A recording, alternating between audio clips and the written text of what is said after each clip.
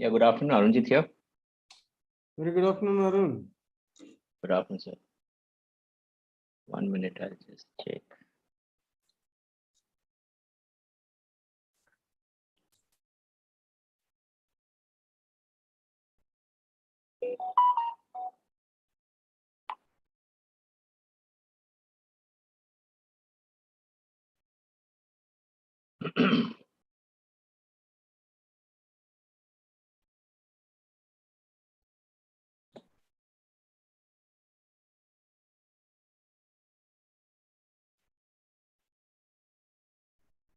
Gaurav is joining. Arun, very good afternoon. Yeah, very good afternoon. Can you hear me? Hello, am I audible? Hello. Am I audible?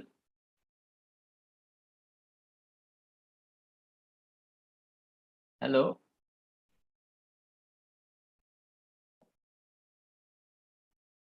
Sir, am I audible? Yes, sir. Okay. This is which year? Bhaskar sir signature should be done. And then you can.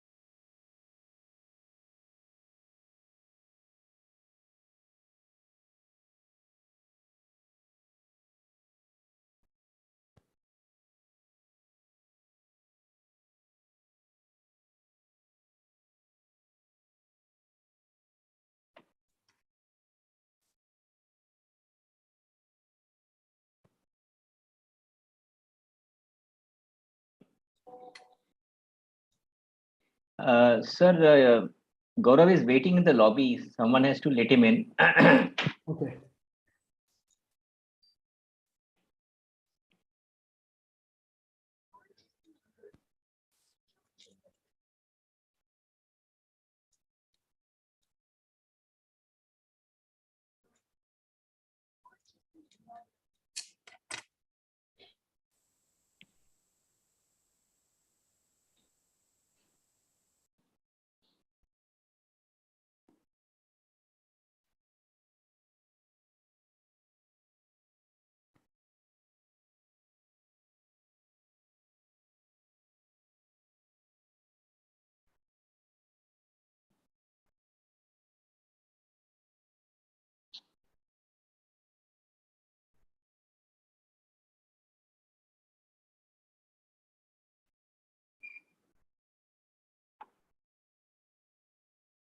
Yeah, he's joining. Yeah, hi, Gaurav. Good afternoon. Hi, good afternoon. Yeah, good afternoon, Gaurav. Hi, good afternoon. I think I'm Little shade on your face, actually. now. Is it fine? Yeah, now it's better. Yeah. Cool.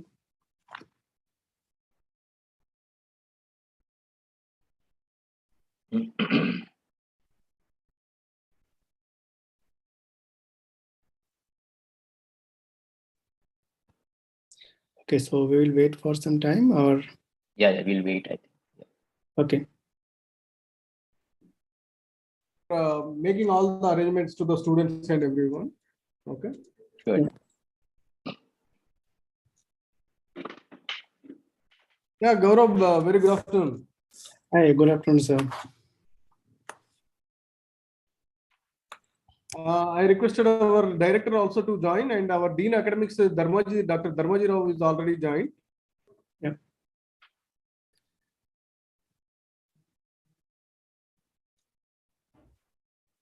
Okay, our director sir is also joining. I think he's already joined. Yeah.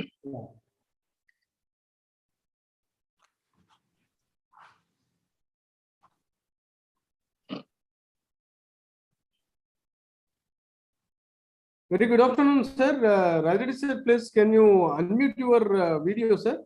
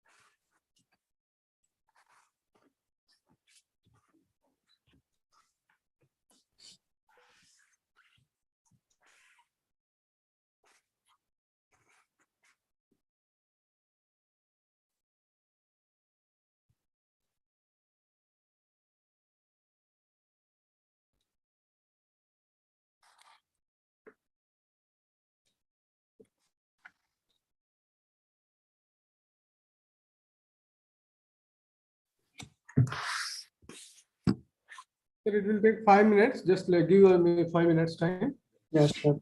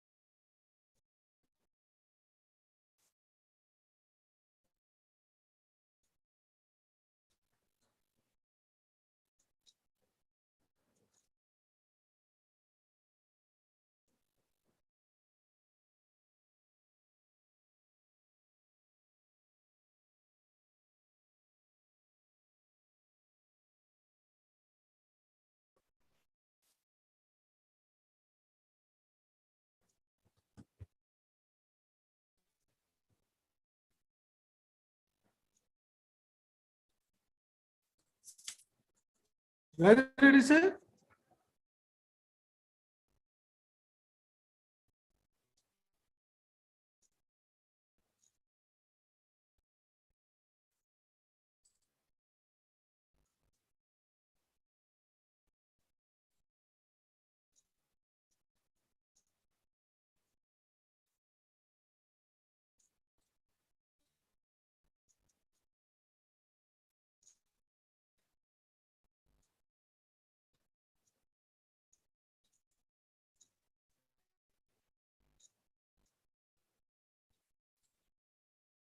Yes, sir, we can listen.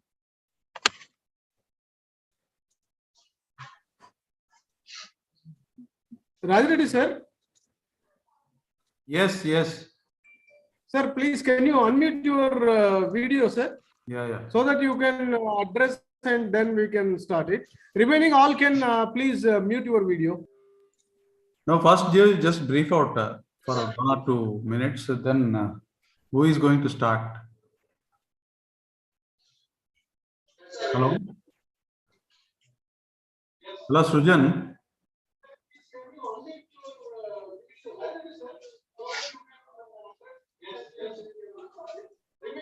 Sir, after you are addressing, Dharmajirav sir will address, sir. After that, Arun and Gaurav is going to take over the session.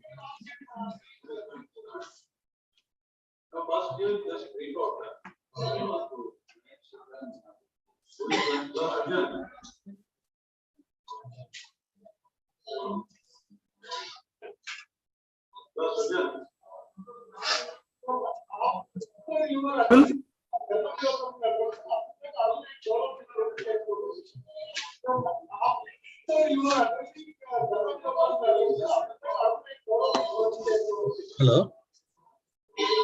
Hello. Yeah.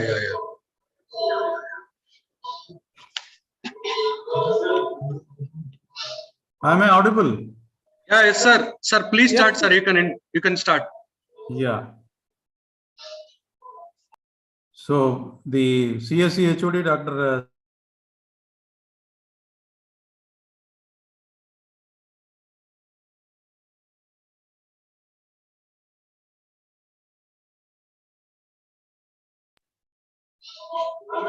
Yes, sir. Yes, sir. Sir, please start, sir. You can start. Am I audible? Yes, sir. Sir, please start, sir. You can start.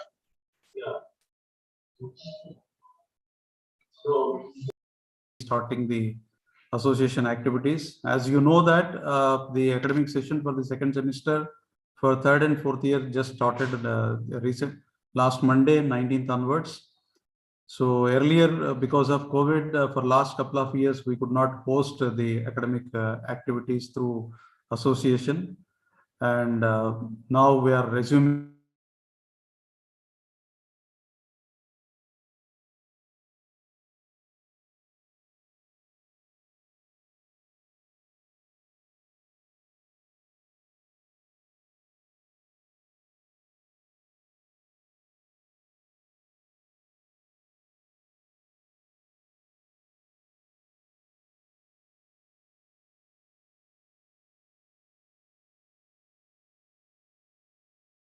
enable us. The very purpose of the association is to rather develop the leadership skills, organizing skills, and then learning automatically.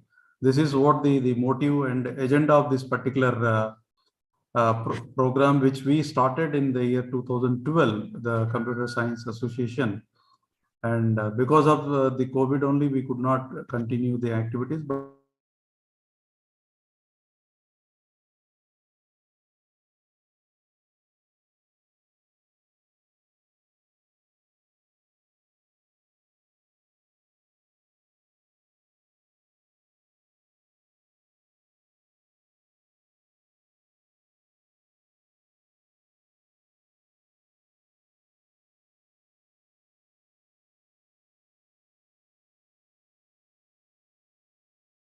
advisor, all the best, and for the coming association activities throughout the academic year 22-23. All the best. Good luck. Thank you.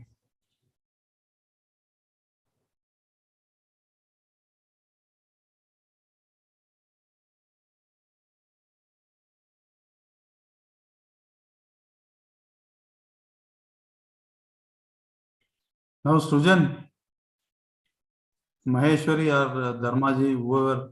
Dharmaji, can I? Yes, sir. Dharmaji, sir. Dharmaji Rao, sir, please, can you unmute yourself, sir?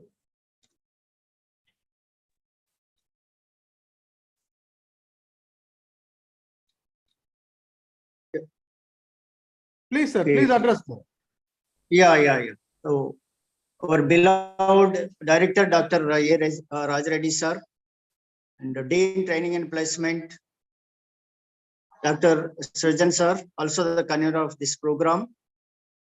And today's resource person, Dr. Gaurav Kumar, and the conveners, co-conveners of this program, Dr. Maheshwari Madam and Suvarna Madam, and all the students and participants, and the coordinators, faculty coordinators, and student coordinators of this program. Good afternoon to all of you. And I congratulate the Association of Computer Science and Engineering for conducting this program for the benefit of the students. And I advise all the students to participate actively in this program and get the knowledge from the resource person. If they have any doubts, please interact and get your doubts clarified by the resource person, Gaurav Kumar.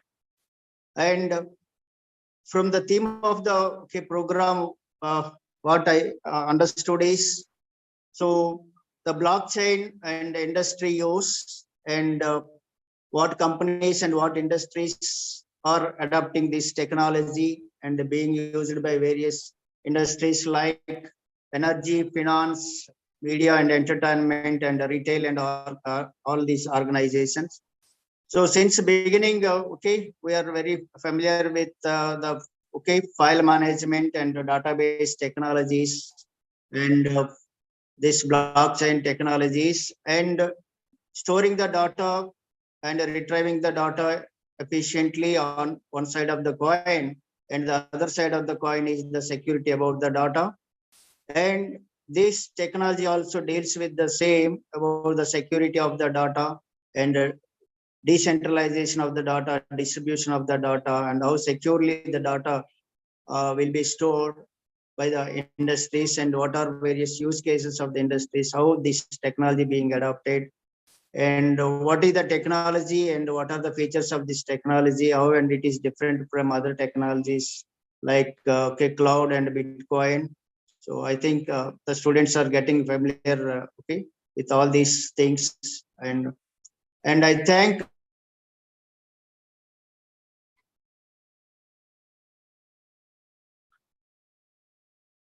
the resource person, Gaurav Kumar, for his consent. And I hope all the actually, and all the best to all the students. And thanks for the opportunity given to me by the Association of Computer Science and Engineering. Thank you very much. Thank you very much. Thank you, sir. Thank you very much. So I request all the students to best utilize these association activities. When we looked at that, we have already planned for your next 1 month association activities. So today, as a part of that, Mr. Gaurav is going to deliver a session on the blockchain. Next week, we are going to have an introduction to cloud computing through Azure by Tech Mahindra. Mr. Anirban Paul is going to take a session. And after that, 4th November, we are going to, sorry, 4th January, we are going to have a activity by the students. Okay. So, and after that, the next Wednesday, we are going to have a session by Dr. Rajiv Ranjan from Wipro and Computer Society of India. So the next 1 month activities have already planned. So I request all the students to best utilize these particular association hours for your knowledge improvements and participating in activities and all. So I request Arun to take over the session. Please, Arun. Yeah, thank you, sir. Thank you, Director, Dean Academics and HOD for the introduction. And I think without spending so much time, I will hand it over to Gaurav, sir. And sir, you wanted to maybe you wanted to speak about our company. You have the profile, sir. That's what Yes, you do. sir. Yes, sir. I request Dr. Maheshwari Madam to tell about that company and even the speaker, today's guest. Yes, that should be fine.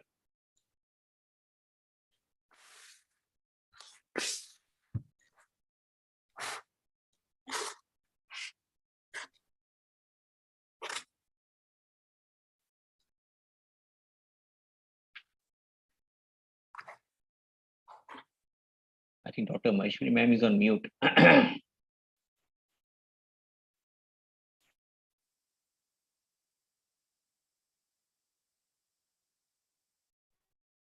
Just she is joining, sir. She is unmuting that and she is going to do that. Okay, sir.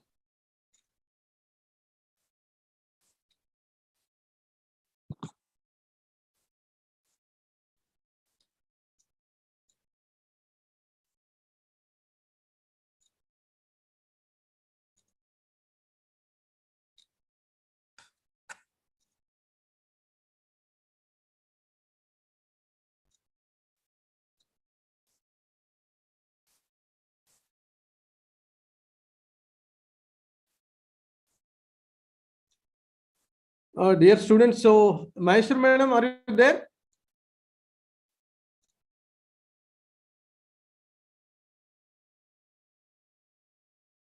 Maheshwari Madam. Sir, good afternoon, sir. Now only I have connected, sir. Yeah. Please brief about the company and today's speaker and so that they can start the session, madam. Okay, sir. 2 minutes, sir. Sure, sir.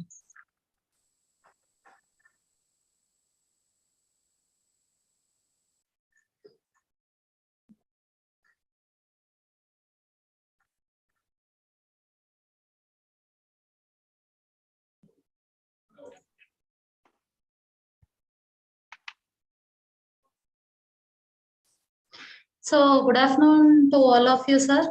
I welcome you all to the first association activity.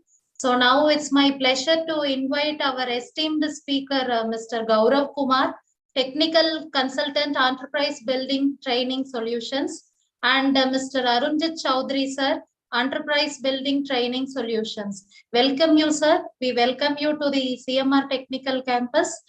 Now, I would like to give a short introduction about our trainer, Gaurav Kumar, sir.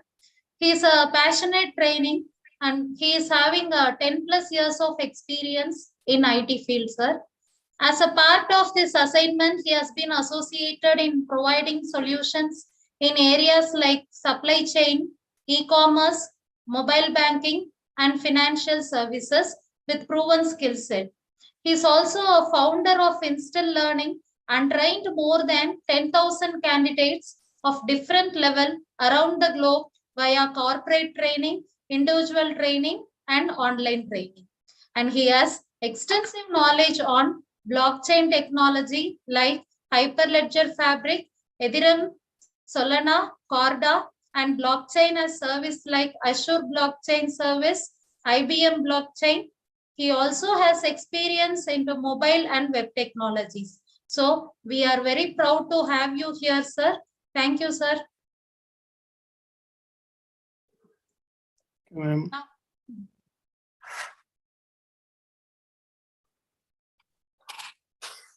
Yeah, Gaurav, we can start probably. We can share the screen and stuff. Yeah. Thank you, Maheshwari ma'am, and thank you, Ranjit. So we can start now. I'm sharing my screen.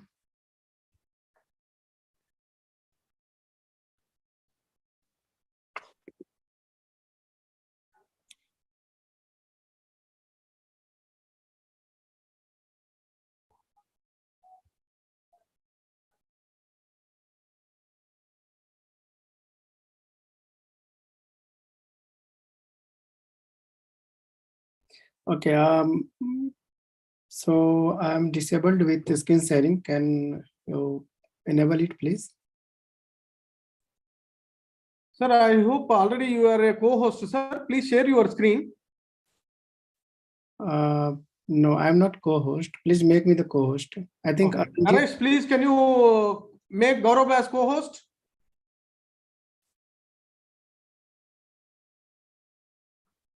Naresh, sir. Sir, I'll inform him, sir.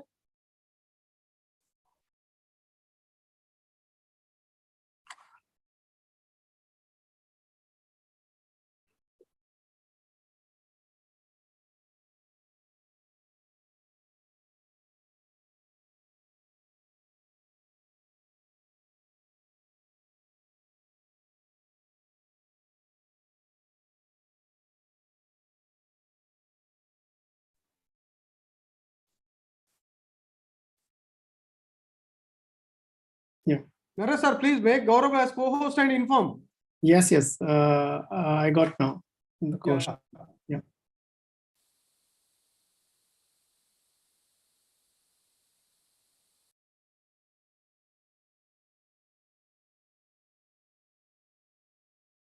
I hope my screen is visible now.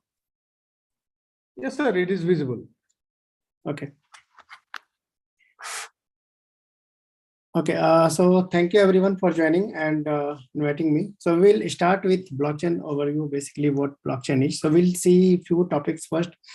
There are basically different kind of blockchains are there. One is on cryptocurrency part that moves, and another blockchain that moves, that is in general application, that we will see multiple use case of blockchain in general application apart from the cryptocurrencies. Okay. So if we'll talk about in general application, then we have Hyperledger Fabric is the most important. Apart from that, we have Corda and other things that we'll talk later on. So before that, we will see some blockchain vocabulary. Okay, what all the jargons, keywords are there in blockchain. And then we'll talk about what are the architecture behind the Hyperledger Fabric solutions. And we'll talk about the difference between world state and ledger state. So all those things we'll talk about. And we'll check about public and private blockchain and why it is important, and what Bitcoin or other cryptocurrency use, and what in general application like Hyperledger Fabric, in those kind of blockchain they're using. And then we'll see about one smart contract, what it is and how basically it works. And so the first thing is what blockchain is. So blockchain is basically a shared and immutable ledger for recording transaction or tracking assets and building trust. Basically, when we say an asset can be a tangible. Okay, for example, a house, a car, cash, or land we have, right? So all these kind of assets are tangible. Another kind of asset we have that is intangible. So that is, for example, if we can say that is intellectual property, we have some patent, we have copyright, or some branding. Those kind of assets basically are intangible. Okay, so basically we can track and trade virtually anything of value on a blockchain network, like for reducing risk and cutting cost for everything that is involved with that asset, right? And next, moving into the topic of security. Security is mostly important behind the blockchain. Okay, so if we think of privacy, basically, if you think of privacy that as being of the polar opposite of anatomy, like anatomy means if we say anatomy, it means like you know something happened, but not who did it. And privacy means like you know who did something, but not what they did, right? So most businesses have KYC requirement, so which necessitates privacy rather than the anatomy, right?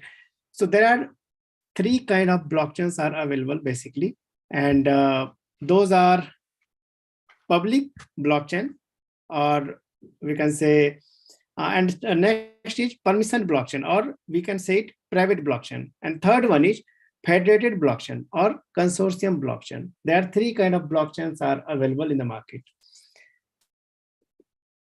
If we talk about public blockchain, right? In public blockchain, you have heard of cryptocurrencies, right? And most importantly, you have heard of Bitcoin, right? So public blockchain comes like a public, or we can say permissionless blockchain. A permissionless blockchain or public blockchain, it is a blockchain network is one where anyone can participate without any restrictions, right? Most type of cryptocurrencies that runs on a public blockchain that is governed by the rule or a consensus algorithm, right? So those kind of called public blockchain or permissionless blockchain. So whether you call it most importantly Bitcoin, everyone has heard of it, right?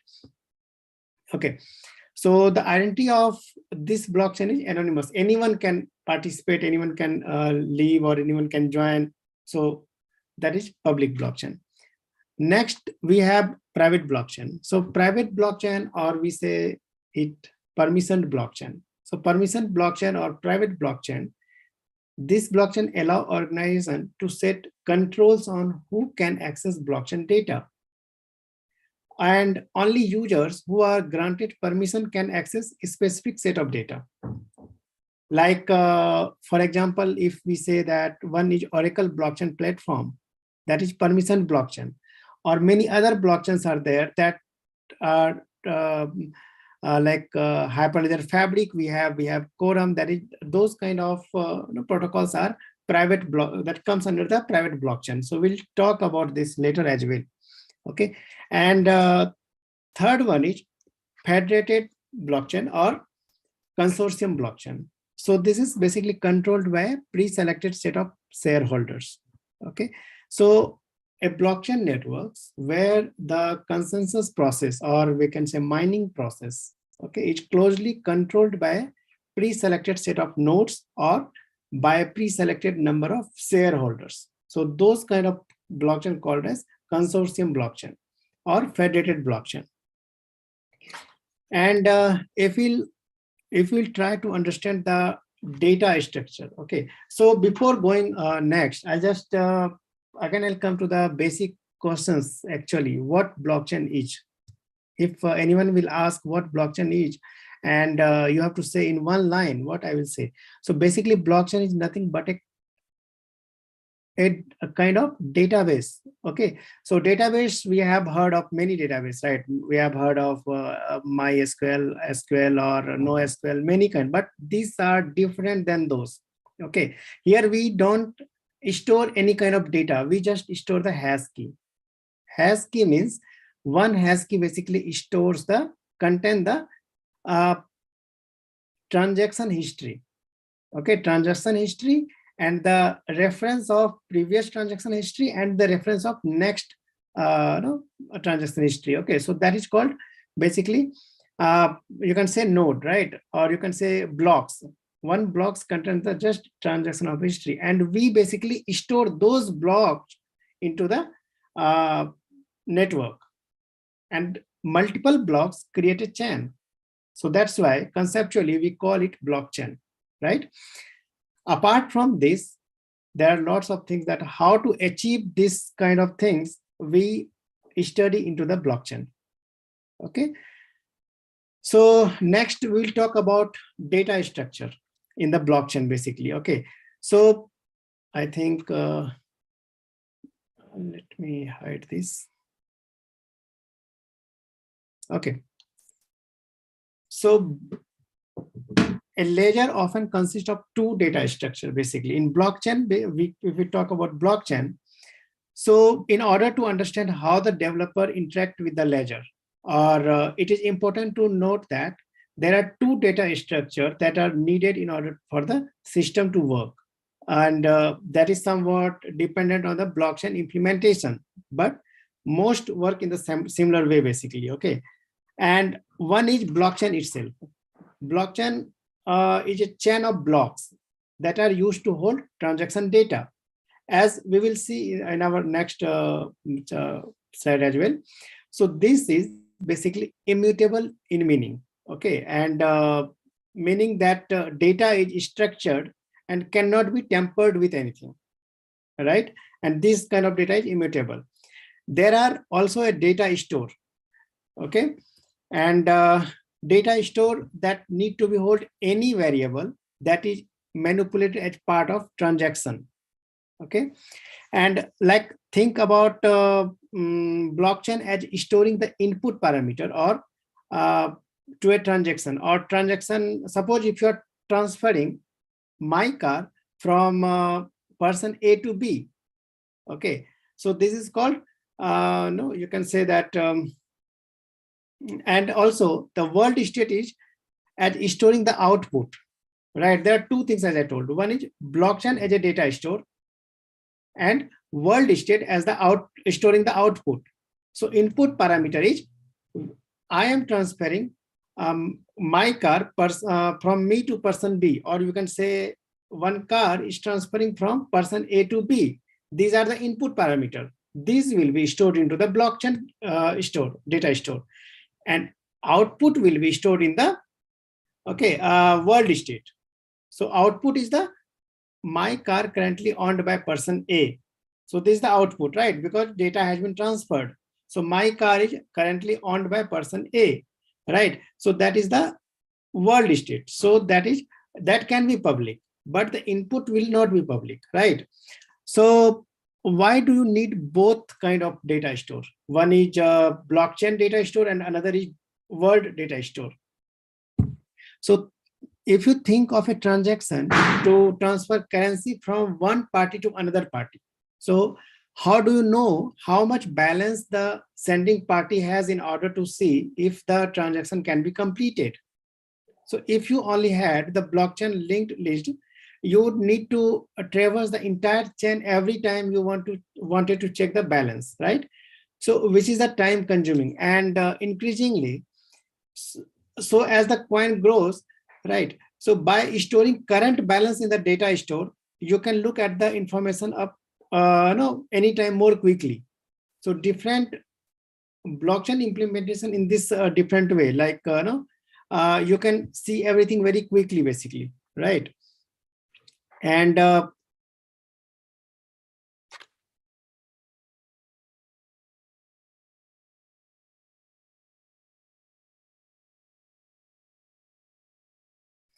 okay, so if you'll see this graph, right? In this graph, you can see that there are three blocks are there: block 15, block 16, and block 17, right? So this looks like the block is more detailed and how it achieved the immutability. So we'll see about this. So the crucial aspect is the hash function. You can see here hash function is there, right? So here block hash, you can see if my screen is visible, block hash. In all the blocks, they are containing the three things. One, the current block hash. Second, the previous block hash. And third, the transaction data, right? And the same in block 16, you can see that the block hash key is there of block 16, and previous block hash means this block hash is of block 15 and the transaction of that block, right?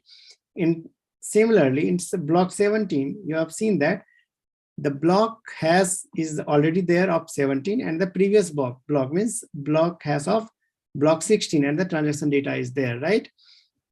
So each block contains a hash of previous block, which itself is used to calculate the next block hash. This means that if any block were be tampered with, or you can say transaction has been added or deleted or modified, then the hash value would change and blockchain would no longer be integral, okay? So the Genesis block basically, we will usually contain the arbitrary key value. So that will be used to initialize the hash function. And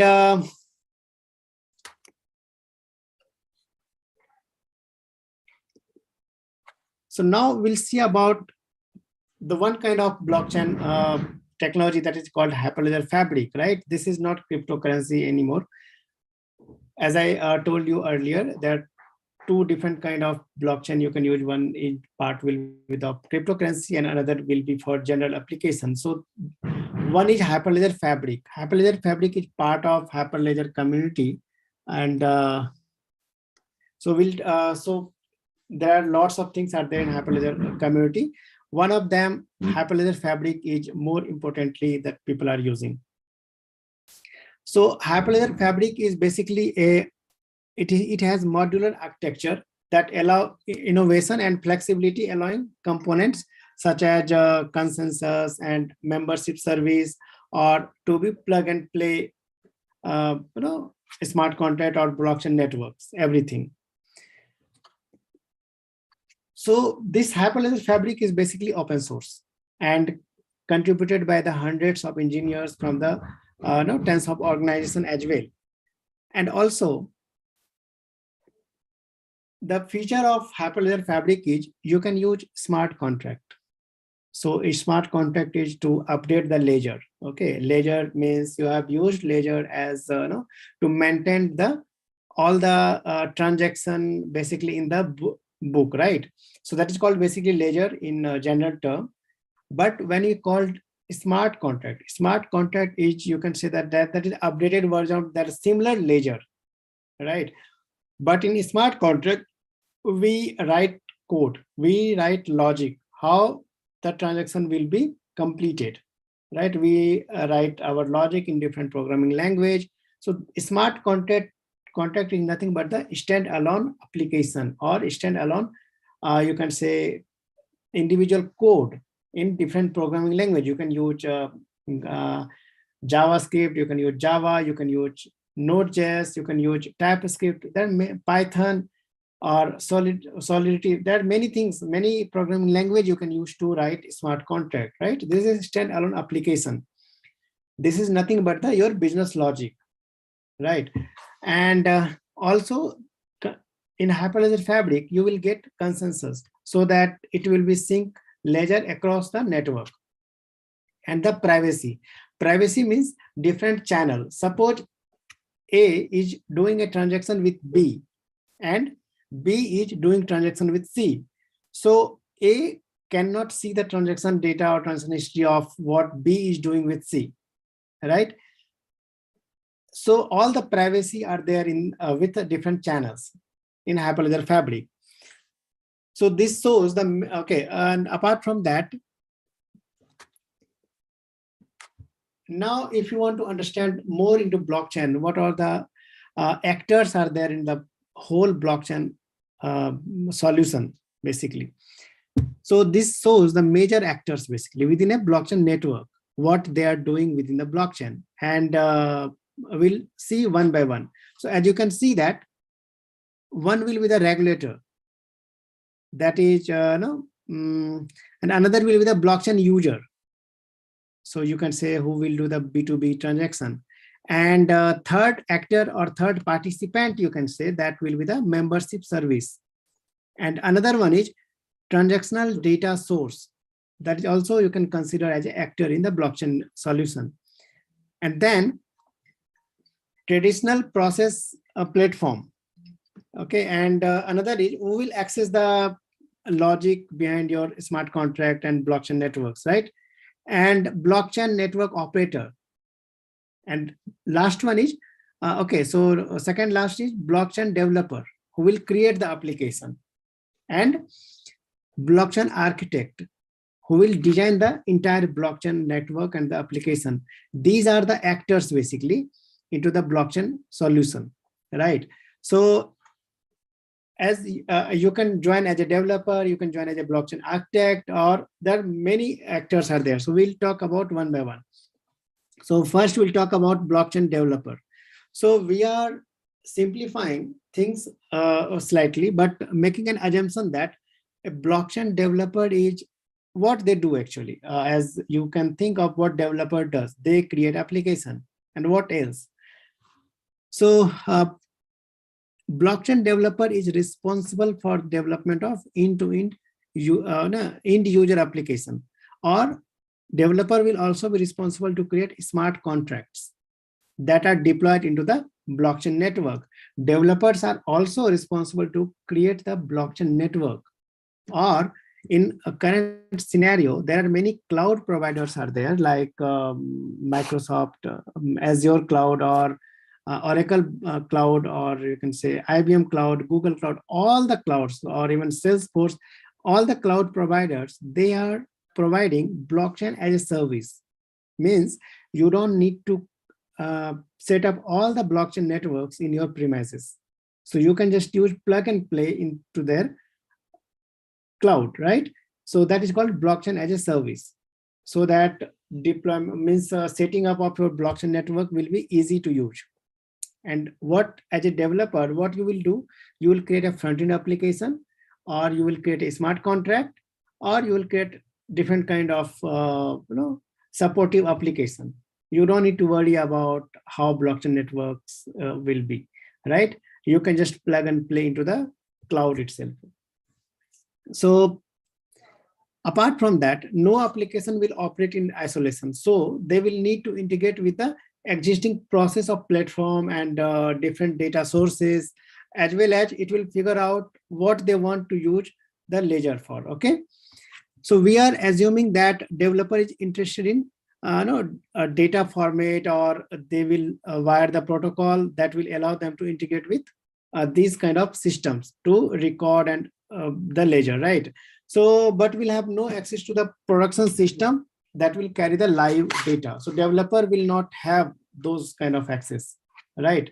Because live data will be the part of blockchain network. So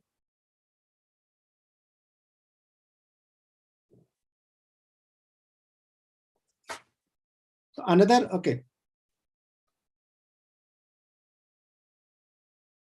So this is how basically a developer will be interacting with a ledger and other system of records, right? So ledger will be basically processing with a traditional data processing platform. So there will be multiple, and they will have multiple data sources, and they will generate the event, and it will be integrated with the systems as well, right?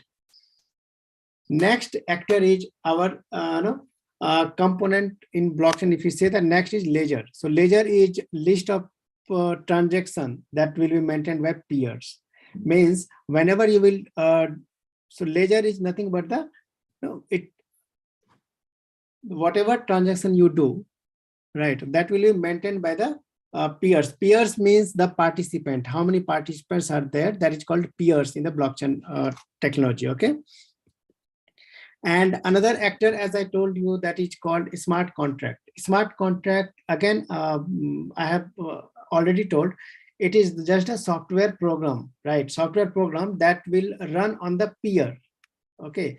So right now I told peer is the participant. And apart from that, peer is again, if you say in the blockchain network, you can create different kind of peers, like you can create 2, 3, 5, any number of peers. So different peers will be responsible for different operations. Like one peer will be responsible for the transaction of the data. One peer will be responsible for communicating with the different organizations. So different kind of peers will create in the blockchain networks. Okay. So a smart contract will be deployed, or you can say it will be run on the peers only, and which will update always with the world state. As I told you, world state is nothing but the data source that will be visible publicly. Correct. So this will also update with the world state as well.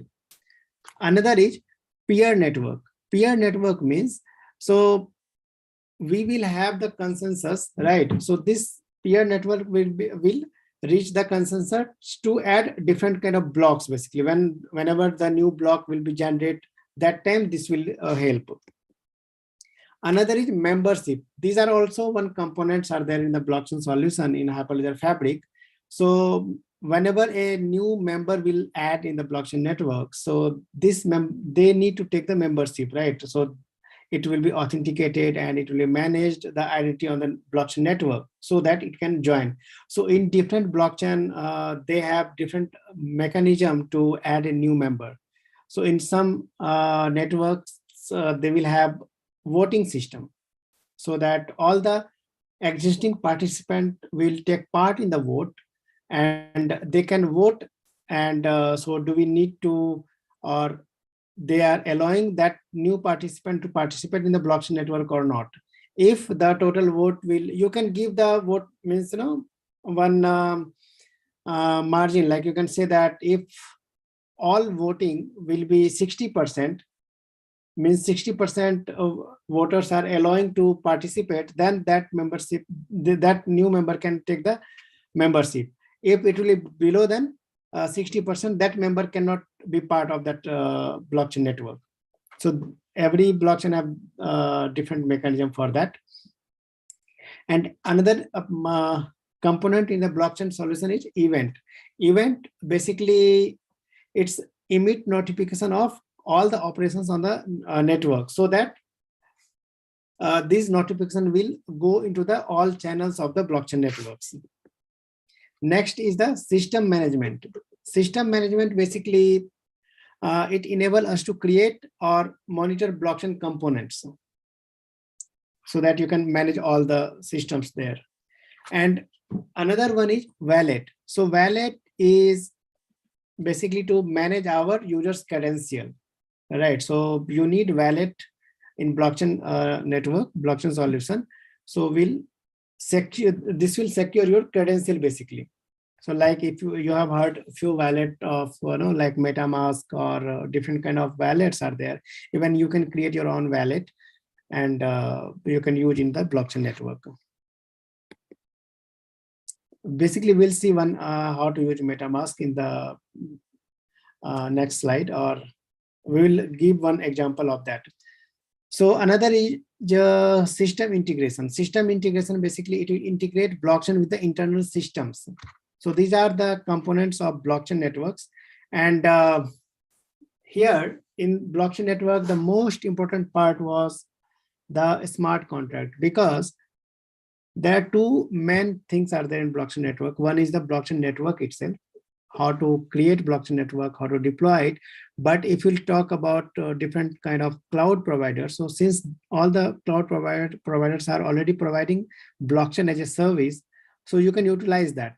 Apart from that, the most important part of blockchain network is smart contract. So because this will contain your business logic, right? So a smart contract basically contains the business logic, and this will deploy it into the peer network. Okay. And again, it will interact with the world state. World state, as I told you, the data what is stored in the world state will be visible publicly. Okay. And it will be connected with the world state as well. Okay. And next thing is supporting language. If you talk about for smart contract, you can use Golang, you can use Node.js, you can use Java, and you can use TypeScript. All those things are there in Hyperledger Fabric that you can use. Even you can use Python as well. Okay. And if we'll talk about the same smart contract into the cryptocurrency part. Okay. So in Ethereum blockchain or Ethereum cryptocurrency, you can use Solidity programming language for a smart contract. Okay. And next thing is client application. Client application is nothing but the whatever we are creating, like anything we can create a website. Suppose we are creating a website.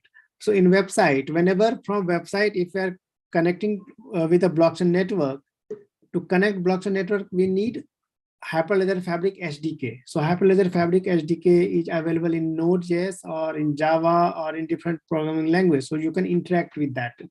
Okay. So client application has to use Hyperledger Fabric SDK.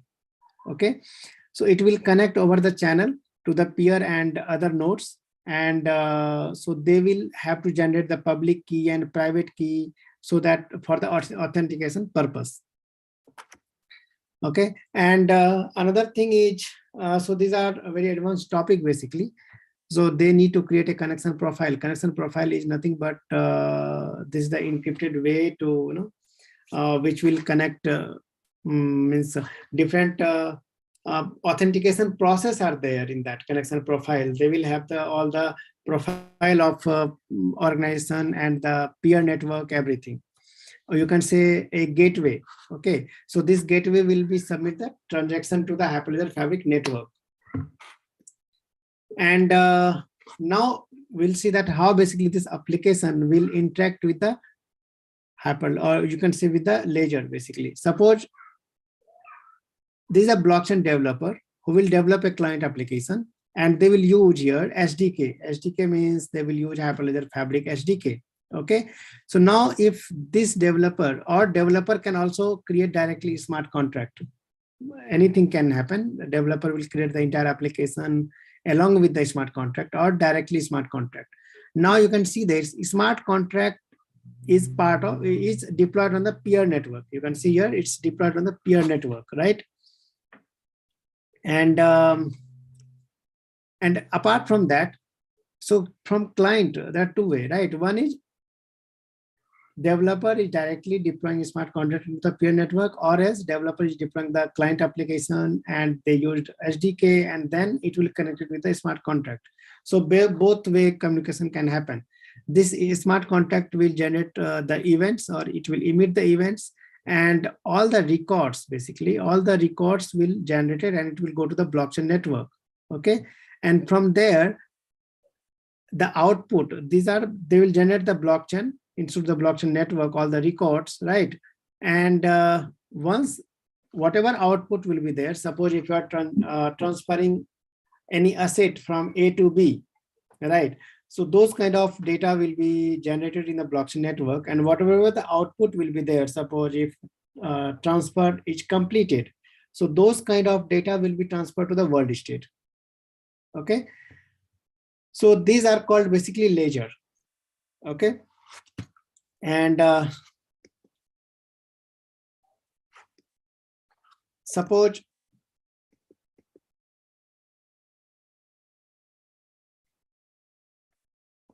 okay, if we'll see the one sample use case of e-voting, right?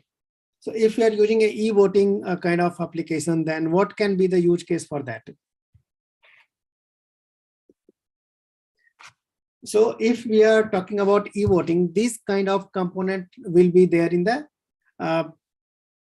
e-voting. First, ledger. Ledger will contain the history of submitted vote. So whatever vote you have given, those kind of history will be submitted in the ledger, right? Next will be the smart contract. Smart contract is, it will register voters and it will submit the vote. You can create a contract. You can give any name. You can suppose a voter contract or anything. You can give the contract name. So you have to write the smart contract in different programming language, right? To register and submit vote. Means all the different kind of business logic you can use inside the smart contract. Then you need network, right? You need to create the peer network. So peer network, which will run this smart contract, whatever you have created, right? And next thing is membership. Membership is you need to create the private and public key for each registered voter. You need membership component as well for e-voting. And next is event. Event will basically, it will emit when a transaction is completed. So once transaction will complete, it will generate the event, or it will emit the event, so that all the network will be notified. Next is system management.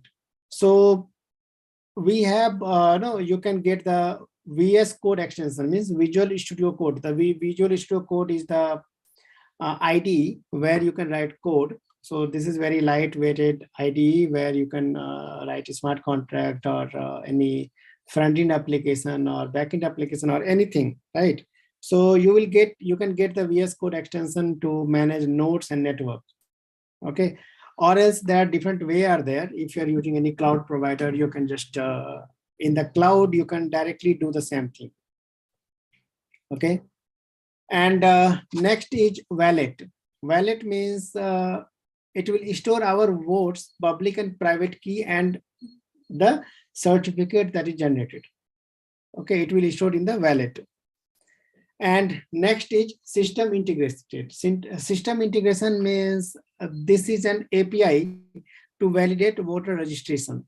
Okay, so it will validate the voter registration. Okay, and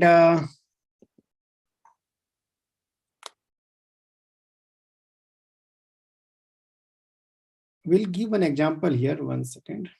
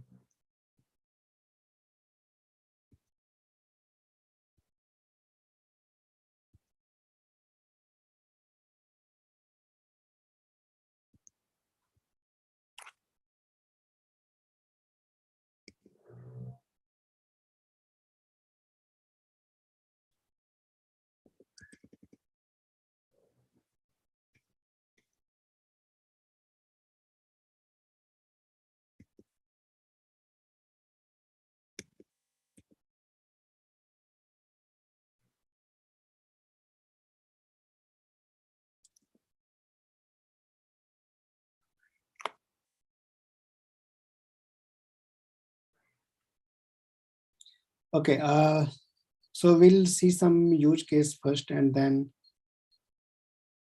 we'll talk about one examples. So we have a few use case of like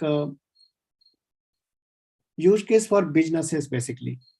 Okay, how they use smart contract for that, and suppose.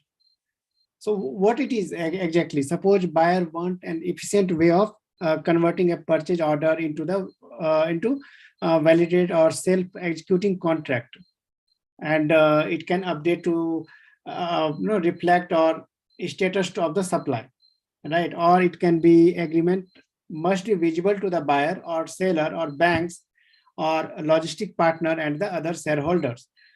So how you can convert basically your simple contract, that is you can say paper contract, whatever you do in paper, and same paper contract you can do into the smart contract.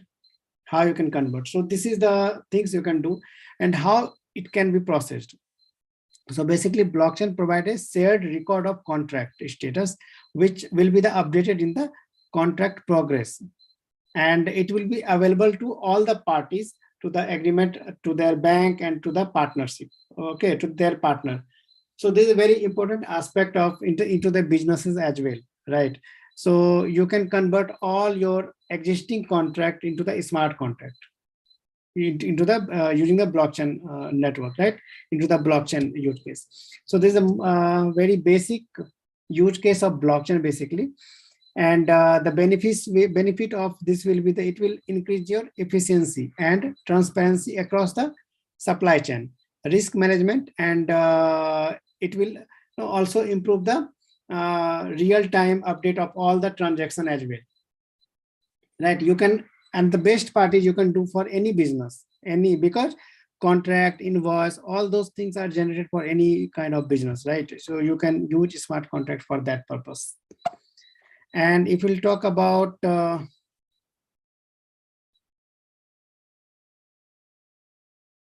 okay, another basic example is, suppose if you have a smart refrigerator. Nowadays, it's a smart refrigerator available in the market. So if you see the value of connected smart devices, you can limited by the ability to interact with the business system. There also you can utilize the blockchain. How we can utilize? So blockchain will manage the automated interaction with the external world, or you can order or you can pay for any food to arranging for its own software upgrade or tracking its warranty. And benefit will be like business value from connected technology or efficiency in network and supply chain or status transparent to all the network members. So basically there are multiple possibilities are there. So here, if you talk about, if you are connecting this blockchain into the machine learning or other things, then it can do lots actually. Okay, suppose if you have any item and that is getting sort or they're sorting basically in the quantity, then you can write business logic for that. You can you can connect it everything, IoT with machine learning with blockchain, all things. Once it will be connected, it can order for you as well, right? Suppose if you are using you are keeping vegetable in the refrigerator, okay, and now you don't have that vegetable, and you have written the smart contract that if that kind of vegetable will be getting sold, then it can order. So automatically it will notify to the blockchain network, and that network will since it will be connected to the machine learning, and that application can again call your Zomato or any other online provider, okay, internally. Since till that time, all those companies will also be under the blockchain network basically. So internally that can work, okay. And since this kind of talks are still going on, and all those things, but the delivery of that food item will be physical, okay, it won't be through smart contract. So that delivery partner can deliver that food to your doorstep, and you can again keep into the refrigerator, and refrigerator will monitor through the smart contract and the IoT device and other things, right? So this is the use case for smart contract. If we'll talk about business to business contract, okay, and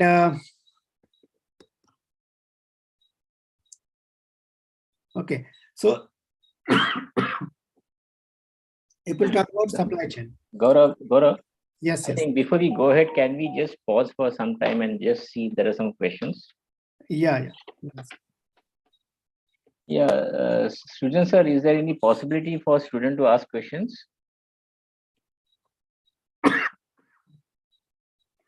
Students, sir, Maheshwari ma'am. Sir? Is there any way Yes, for sir. students to ask questions? No, sir, they are connected in a conference room, sir. Finally, we can have questionnaire session, sir. Achha, towards the end, you're saying? Yes, sir. Okay, that's fine. Yeah, please go ahead. Gaurav.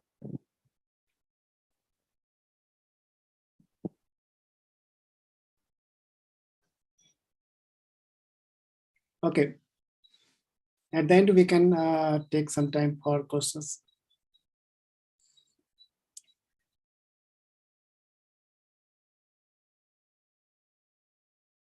Okay, so if we'll talk about supply chain, in the supply chain, basically, so what it is basically, it's like suppose consumer is demanding the transparency on where and how their products are made. Like, and if we'll say about in European Union, there it is required for more information about the corporate supply chain.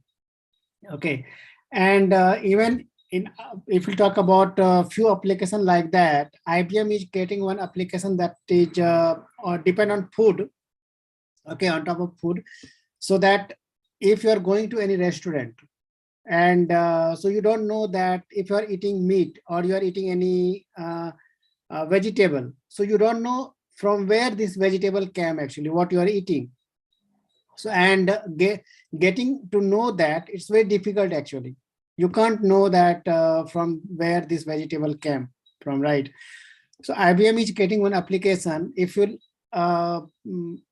purchase any item or a vegetable or anything like that, so once you will scan the barcode of their food, right? Or you can say that it will give you all the information about which farmer is generating, or they're farming that kind of food, or from where it is coming, what is the origin of that, all those things you will get through the supply chain. Okay, and blockchain. Okay, sorry, in all information you will get through the blockchain network, right? So those kind of application is already IBM or other companies getting. If you'll go ahead and you will search about that product, I forgot the name. Let me check what is that. IBM Food Trust. Okay, so IBM is getting one application that is called IBM Food Trust. That is basically IBM Supply Chain Intelligence Suite, and that is based on blockchain. Okay, fine. And how this will work, basically blockchain will enable safe and digital transfer of property across the end-to-end supply chain, as I told you. So it can work from where and how, right? It is a modular solution, right, built on blockchain, and it will be benefiting all the network participants with safer, smarter, and more secure way. And it will be helpful in all the supply chain, whether it's food ecosystem or any other ecosystem as well into the supply chain, right? And so what can be the benefit for that? So it can verify, or it can prevent any a party from alerting, or you can say efficiency through greater transparency, or consumer can make informed before purchasing, and government also will get the reliable information for that, right?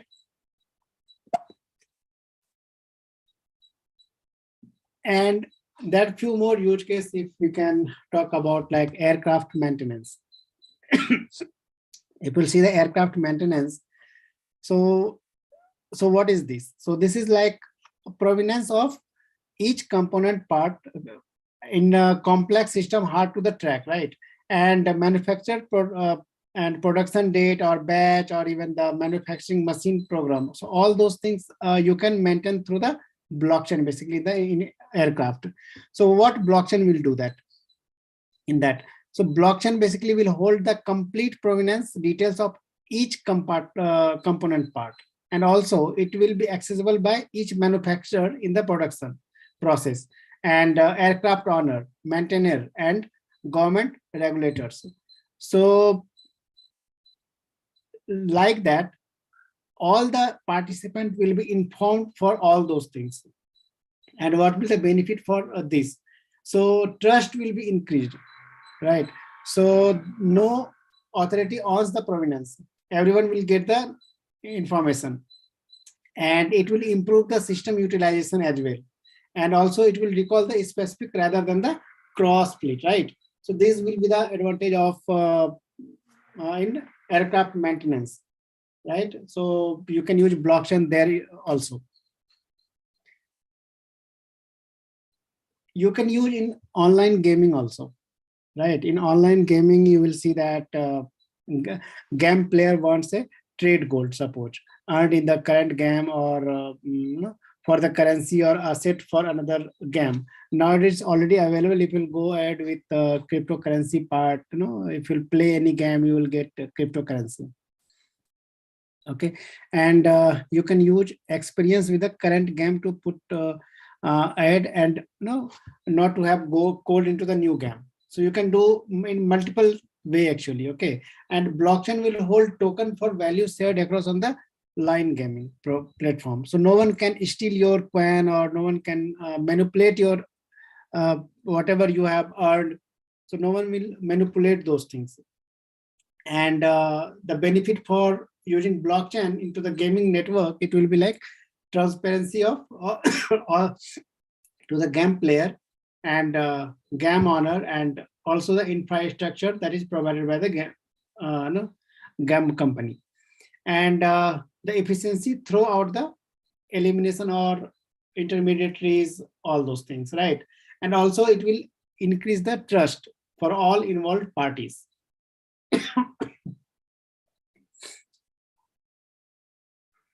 And if we'll see some more use case, and other use case, it can be in part of securities. It can be, if we'll talk about into the securities, then It can be post-trade settlement. It can be, derivative contract. It can be security issuance. It can be, collateral management. All those things you can use into the security part. In security use case of blockchain, you can use into the trade finance as well, like bill of landing or cross currency payment, all those things. And into the loan sector also, like syndicated loan or intra-bank settlement. There are multiple use cases are there that where you can use. You can use into the retail banking, so where cross-border remittance are there, mortgage verification, mortgage contract, you can write a smart contract for that, or any public records, like we do vehicle registration, we do business licenses or ownership records or real estate records. There are multiple use cases are there that you can think of, and you can use implement blockchain. And very importantly, as I told you, one more use case that I'll tell you. Recently, the COVID vaccination happened, right? And that was the largest vaccination things happen in India, right? COVID vaccination and tracking of all the persons, all those things. That application name was CoWIN, right? That CoWIN application was also built on blockchain concept. Okay, they also used Hyperledger Fabric to track and record all those things. So that is the most important application that we have used, right?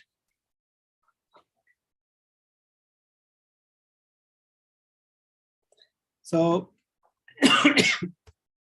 just give it a minute.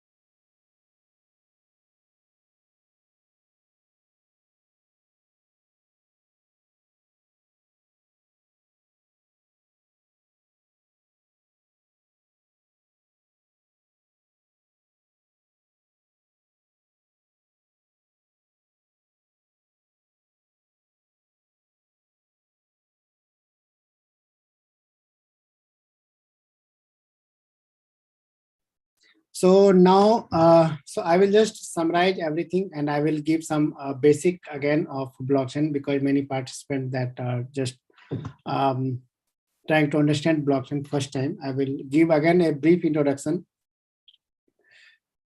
and all those things, and then we'll go for the question and answer session.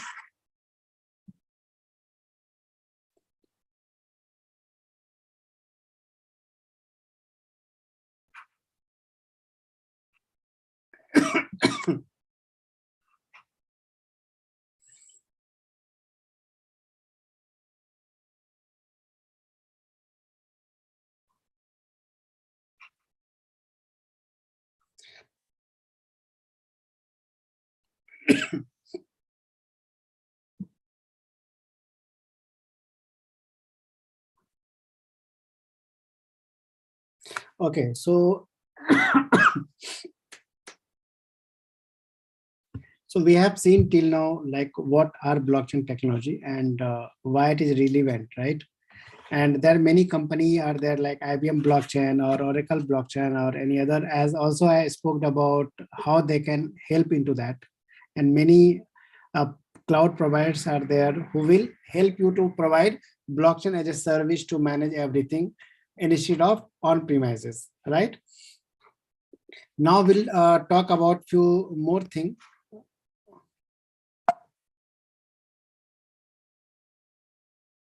Okay.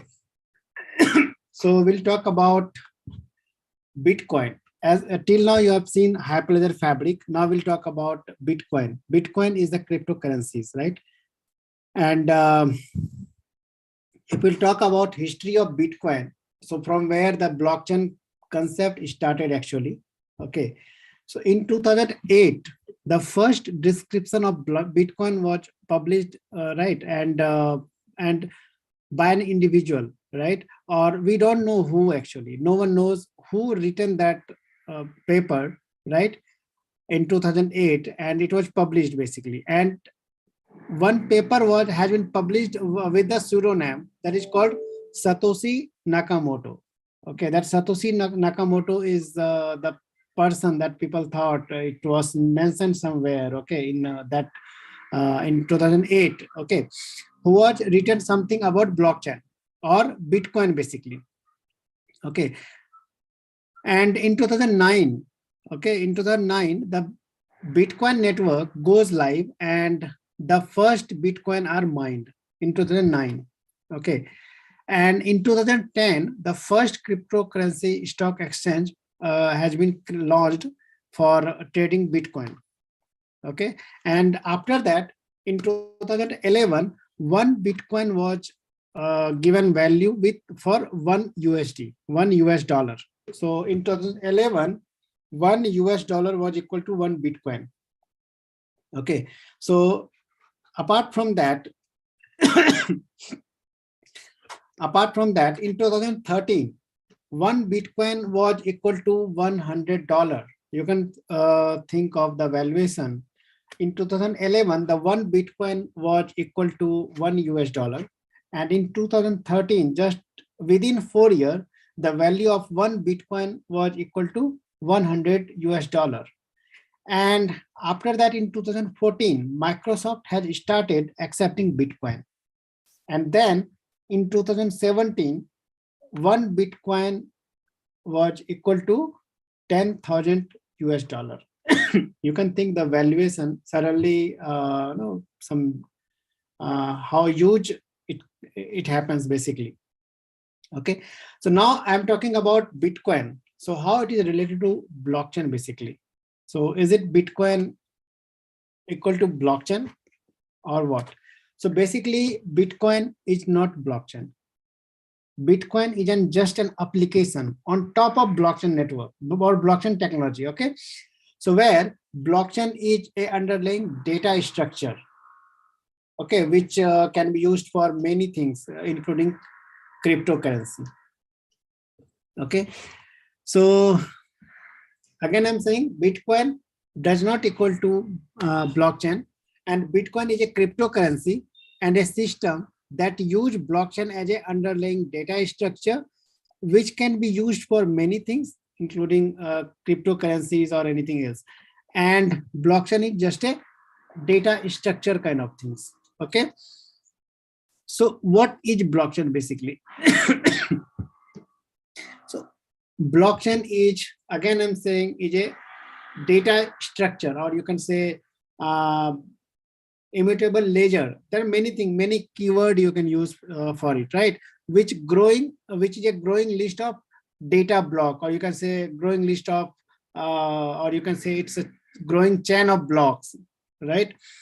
And when we say data blocks or chain of blocks, they are linked together such that old blocks cannot be removed or altered. If you're altering anything, or if you're modifying that block, so the previous block will not get deleted or removed. And instead of, new block will be generated with the altered value. So means you are not able to delete the value, you are adding a new value, right? So if we talk about blockchain ecosystem, we already have seen that public network. So in public network, we can, in which anyone can include, or you can say a malicious participant can also be included in that. Okay, without any restriction. No restrictions are there, whether it's validated or it's malicious or it's pure, anything. Anyone can participate in public network. Okay, and because it is not organized by a central authority, still it works, right?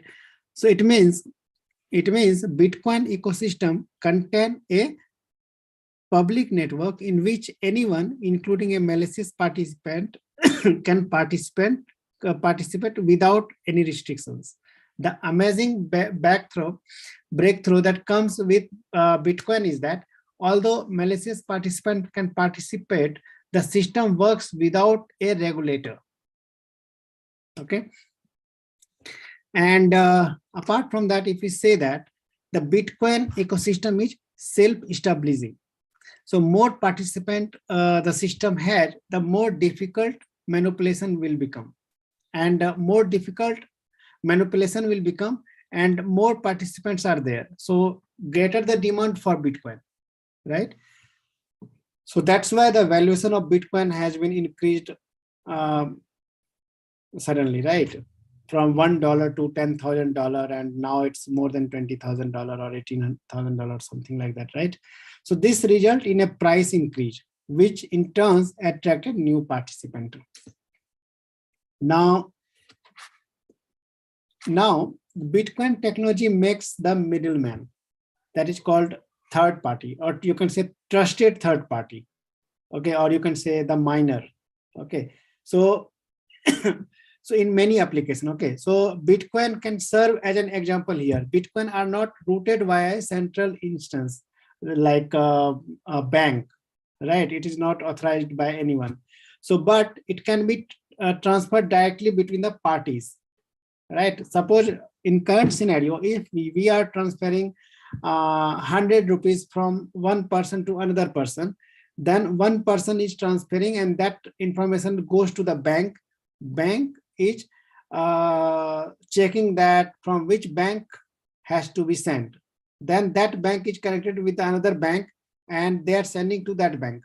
And that bank again verifying, and that bank is transferring to that person, right? Or that bank is transferring to their account. So right now there are two middlemen is there, that both the banks, correct? But in Bitcoin, there is no central authority. So there is no need of bank, there is no need of a middleman. So directly you can transfer money from one person to another person without going any bank or any thing, right? So if we'll talk about consensus, right? So Bitcoin technology has wide range of application for consensus building. Okay, so in a time frame, all participants of blockchain agree for a proposal. So which was worked out by you can say by any participant, right? But here in Bitcoin, for example, we say that all participants agree on who owns how many Bitcoins. Okay, but many applications are also convinced by in industry basically. Okay, there are many applications are there that we can talk about. But if we'll talk about just Bitcoin, okay, so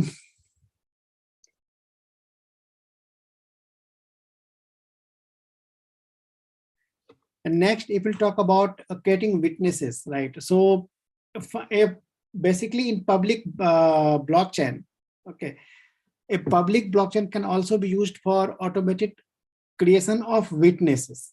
If something is published on public blockchain, all participants will become the witnesses for that, right? And this is used like, for example, if we talk about one origin stamp, page one application was there, origin stamp to create a secure timestamp for document. So all the participants will be witness for that. Okay.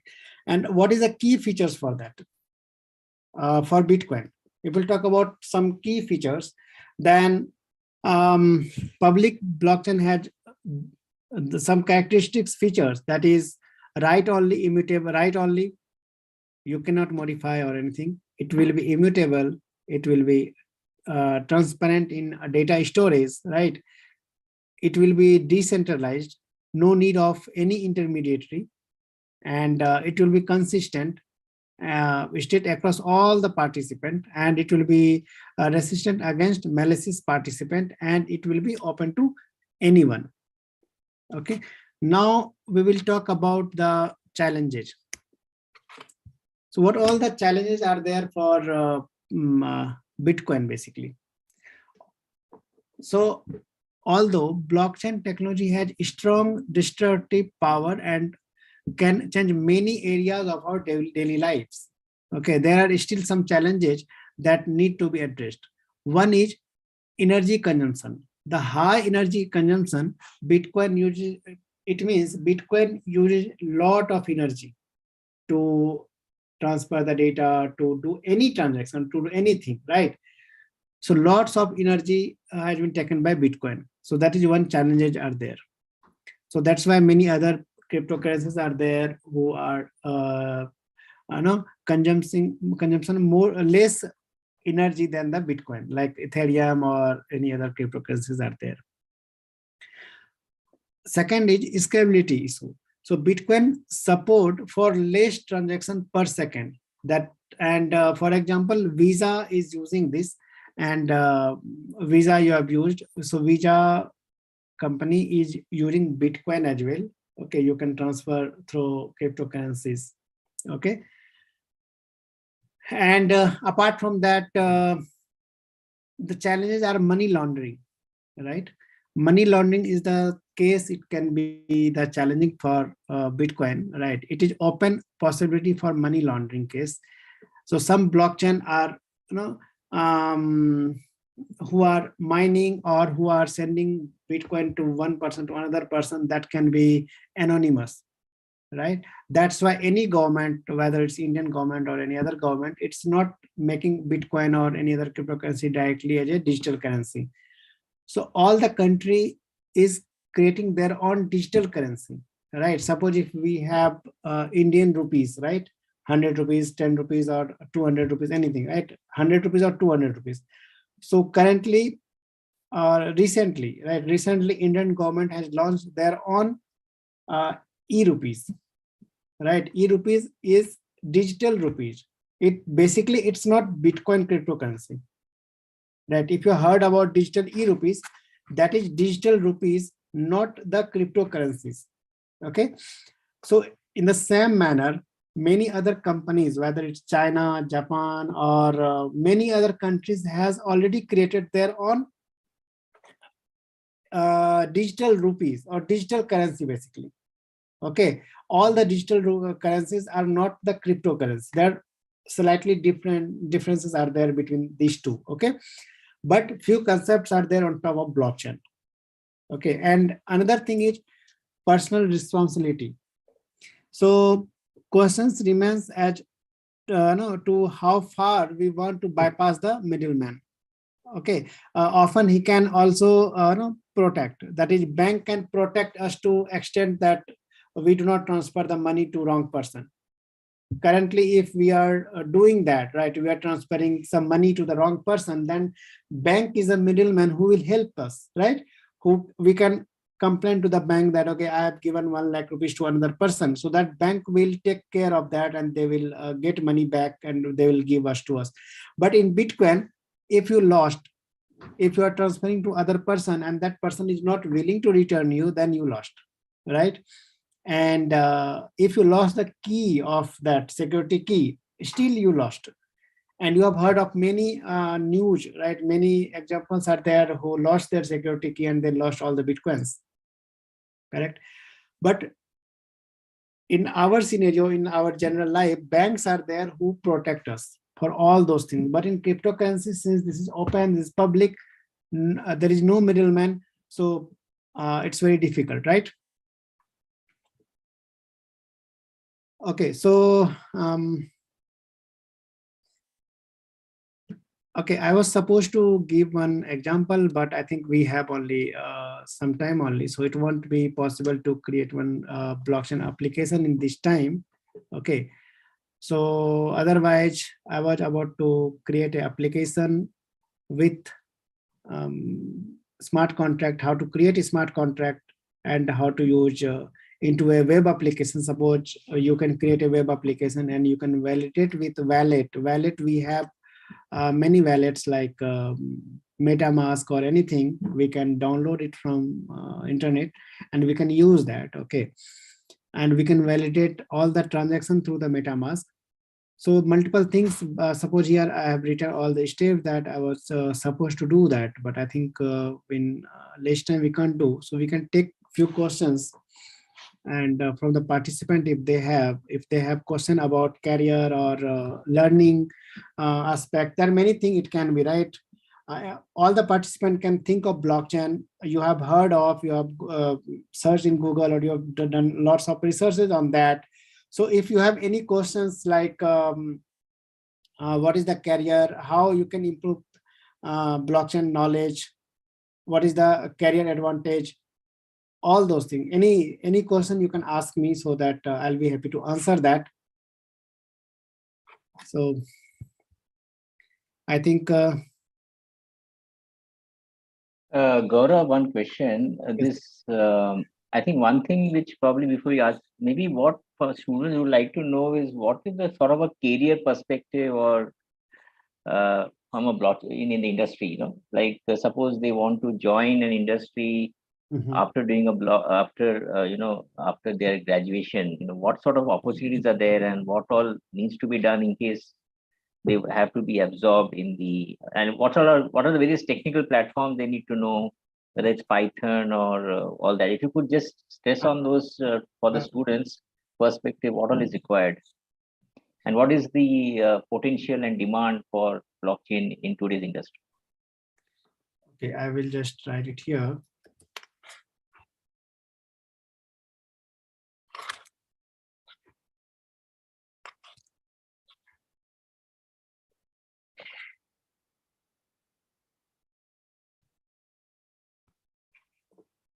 Okay, I'll write it here. So I think this white page is visible to everyone, right? I think I've shared my whole screen itself. Yes, we can. Okay. When we talk about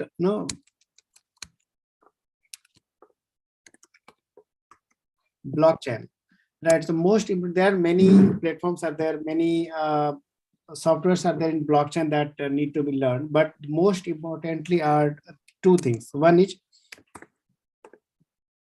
crypto part, cryptocurrencies, and another is general application that I'll most importantly they can learn Hyperledger Fabric.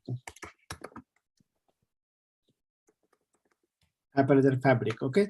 And apart from that, there are many things are there in cryptocurrencies. They can learn Ethereum. Ethereum is the most important. Apart from that, Ethereum, Solana, all those kind of cryptocurrencies are there. And on a recent time, many other cryptocurrencies has been created. So you can search about all those things, but most importantly, you can learn these two, Solana and Ethereum. And first place you can keep Ethereum and that. Okay. So I'll talk about Ethereum first. So if you learn about Ethereum, you can create cryptocurrencies, you can create your own wallet, you can do lots of things with that. And here, if we talk about programming language, you can use Solidity.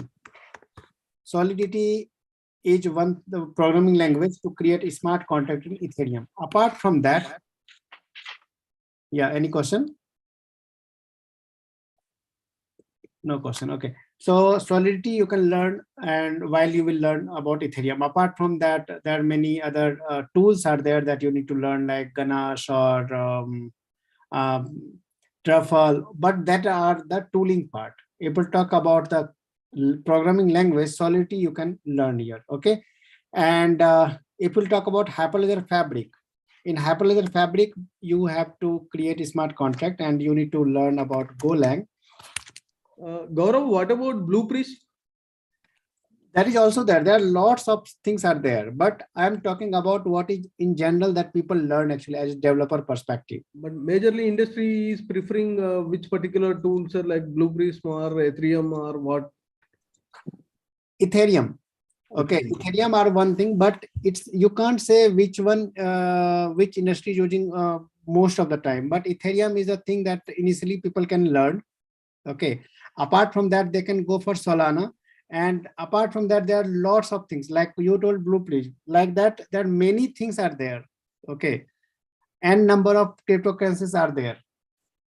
Okay. And it's still emerging actually. Today you will learn this, and next you will. And another thing is, I will just write Solana. And one more thing are there. Something Rupe, something was there.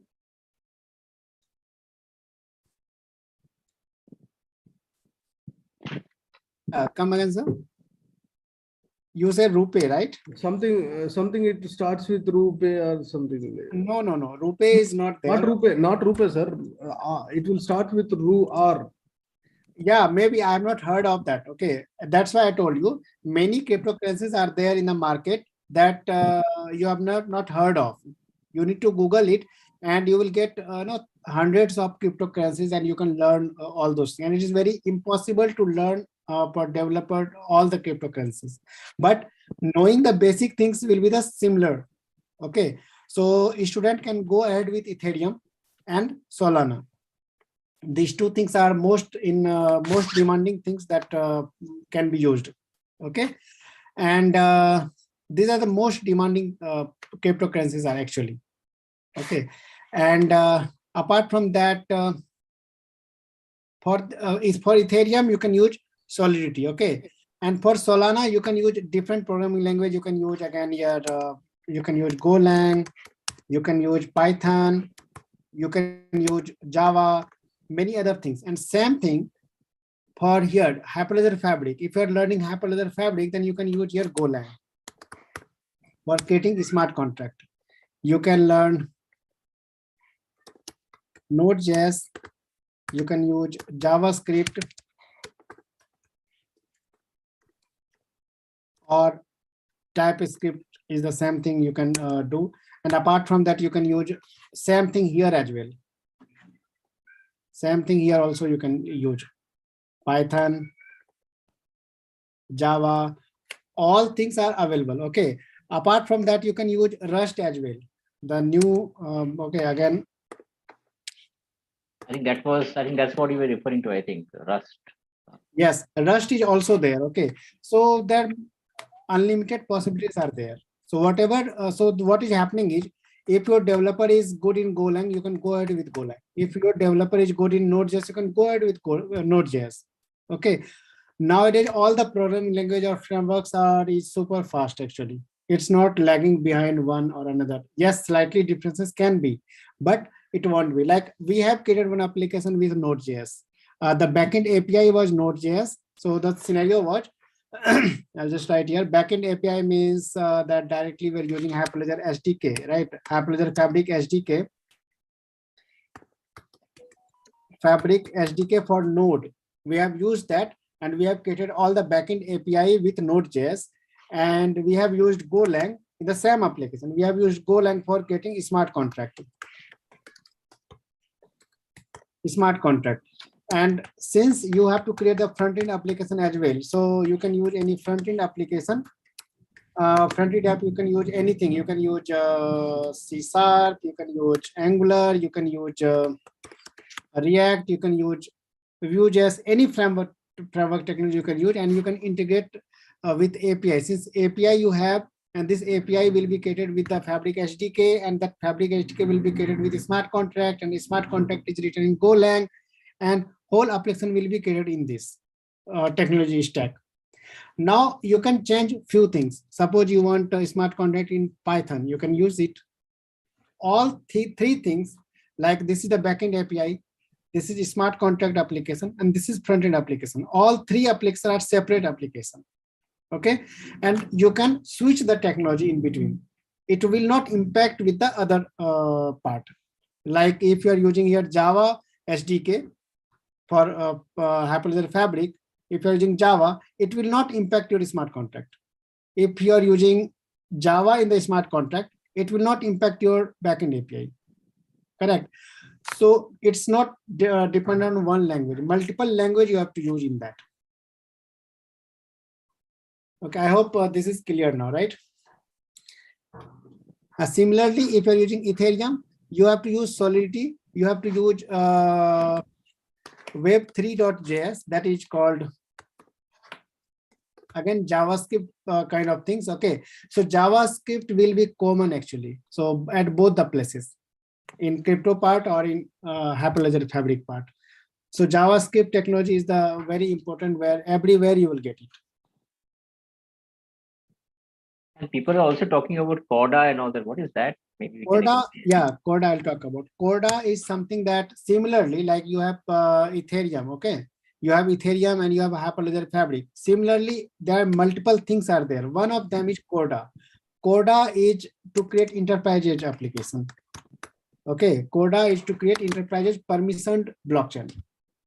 Okay, and for enterprise level means you can share your data in with different participant, but one participant cannot see the data of another participant who is doing transaction with different participant, right?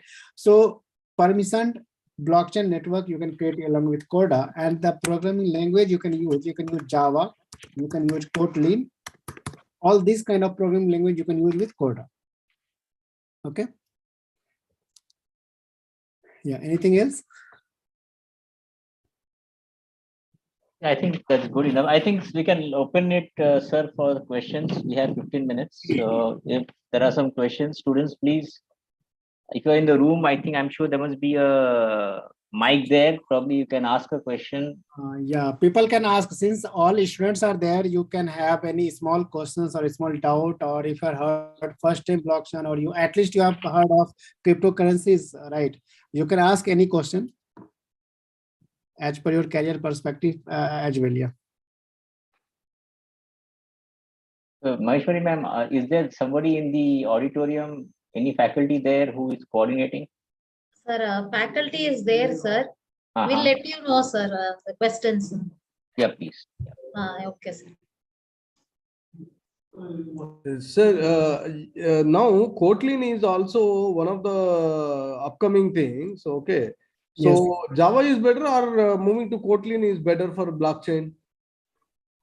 You can use, see, it depends on what resources are more available on the internet, because while developing I'm just talking about at developer perspective. Okay. The community of Java is larger than Kotlin. Yeah. Okay. So if developer will go and they will search about some how to use a smart contract in Kotlin, they will get less resources. In Java, they will get more resources. And even crypto related packages are also more in the Java. Yes, exactly. So Java is still you can use. Okay. You can use Java in a very frequent manner, right? But only thing is, if we'll talk about which one is good, Java or Kotlin. So obviously Kotlin is, after Java, Kotlin came, right? So it will be more reliable or everything, but Java is not less than Kotlin. And apart from that, because the reason why I'm asking that question, in the sense, right now my students were studying Java.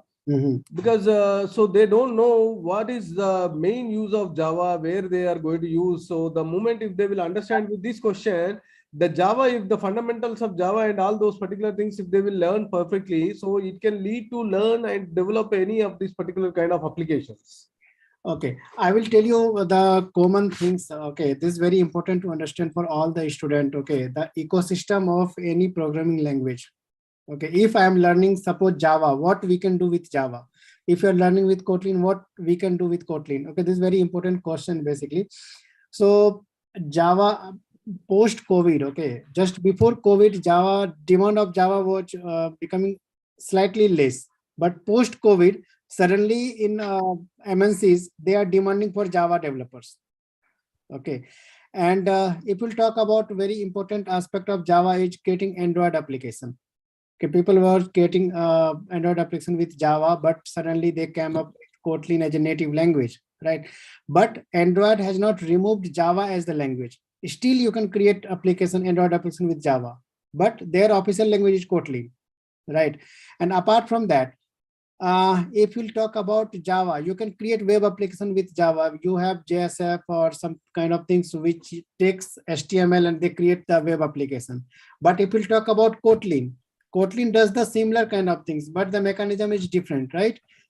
Kotlin have one more advantage. If we'll talk about one advantage of Kotlin, that is called KMM. Okay, Kotlin multi language. Okay, so that basically you can create one application, one code you can write, and it will be converted into Android application and web as well. Similarly, you will say that similar things is done by React and Angular, all those things. So here Kotlin having one advantage, right? And if we'll talk, I'll just write here that is called KMM. Okay, so Kotlin multi language. Okay, so that you can use it. So Kotlin having their own advantage, and Java having their own. With Java, you can create multiple kind of application, right? Front end, back end, and in cloud, in blockchain, everywhere. So whatever they learn, just you can ask them to create something based on that. And if you're good in Java, then you can learn Kotlin very easily. KMM is Kotlin multi-platform mobile for cross-platform mobile development. Yes, and also you can create kind of, I think for progressive web app not came into the KMM, but it will be there in that. In recent time, it will come actually. So that how you're using Ionic framework, how you're using Flutter. Flutter was there, yes. Okay. That is also cross-platform. Yes, there are many things are there. Apache Cordova is there. Ionic frameworks are there. React natives are there. And okay, React natives are there. Apart from that, SAP UI5 are there. There are many things are there. Similarly, KMM is also trying to achieve the same thing. I request any student, if they are having any question to ask, please reach to the dais and ask the question in that. Once again, I am telling you that any student would like to ask any question, please move to the dais, and from that particular system, please, you can pose your question.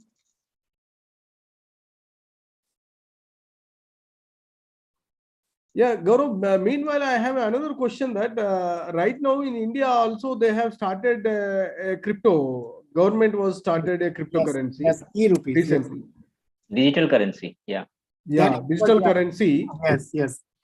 So basically, that is digital currency. It's not cryptocurrency. Yeah, what is the difference actually?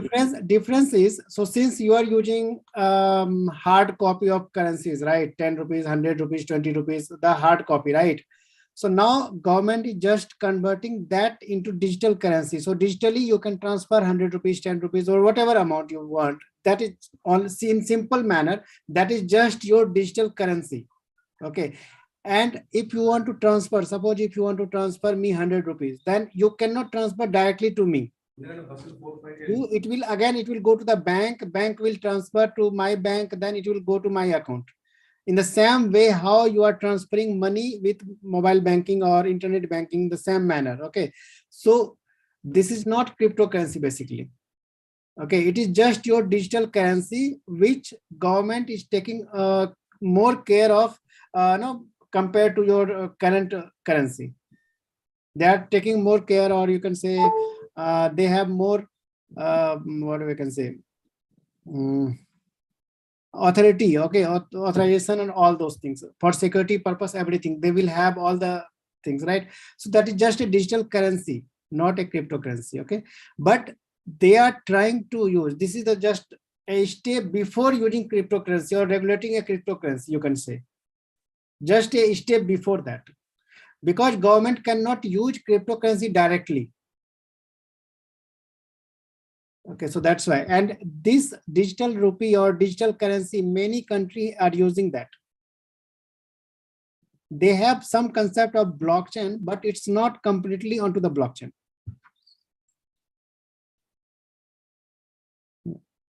And I think currently a proof of concept is going on with 6 banks from 1st December, right? Yeah, that is my next question, sir. Actually, whether it is going to increase the demand for these particular people who are having the knowledge in this area. Yes, demand will be there, since what is happening is, these are, as I told you, these are the just one step before the using cryptocurrency kind of things or using blockchain into the currencies. Right. So since government doesn't have all the concept or all the mechanism, or you can say all the regularity to regulate the cryptocurrency till now, right? So they cannot allow directly. So just government is also trying to move into the cryptocurrency. So before that, all the many countries are using digital currency nowadays, and there are many protocols are there, like proof of concept or proof of work or many things, right? So this is based on proof of concept. Okay. Yeah. Yeah, thank you, Gaurav, for your valuable suggestions and your sharing for your knowledge. So I request any student to please come forward and say vote of thanks. Sir, Maheshwari madam, please. Sir, it gives me immense pleasure to thank everyone in the session. I, on the behalf of CMR Technical Campus, Department of Computer Science and Engineering, I extend a very hearty vote of thanks to the speaker, Mr. Gaurav Kumar, and Arunjit Sir, Technical Consultant, Enterprise Building Training Solution, for gracing your important work and sharing your knowledge with us on Introduction to Blockchain and Industry Use Cases. Really, it was a very insightful and informative presentation, sir. I hope that the students of CMR Technical Campus was highly benefited by your session, sir.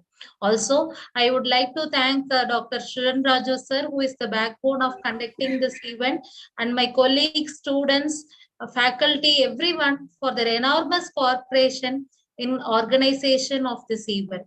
Thank you. Thank you all. And on behalf of the CSE department, and I would like to extend my heartfelt thanks to Arunjit and Gaurav for accepting our invitation in a short span of time for delivering this session. And I'm sincerely requesting the students, dear students, this particular thing has been telecasted live through YouTube also. The YouTube link is also with you people. After going back to the home also, you can go through with this again. Okay, if any points, if you have missed it and if you are wants to listen it again and all, so just you can go back and you can have a quick look at that particular video again. Okay, so once again, I am thanking you all the students for attending it. But still, once again, I am expecting you need to take away from these particular kind of sessions what is what, and also what is the technology and how best it is going to be used and all. So once again, I'm sincerely thanking Gaurav for today's session. So thank you very much, sir. Thank you, sir. So thank you, Arun. Thank you. Thank you all. Okay, bye-bye. Bye-bye. Bye. Thank you, sir. I should sincerely thank to all my faculty members also for making this event successful. Thank you.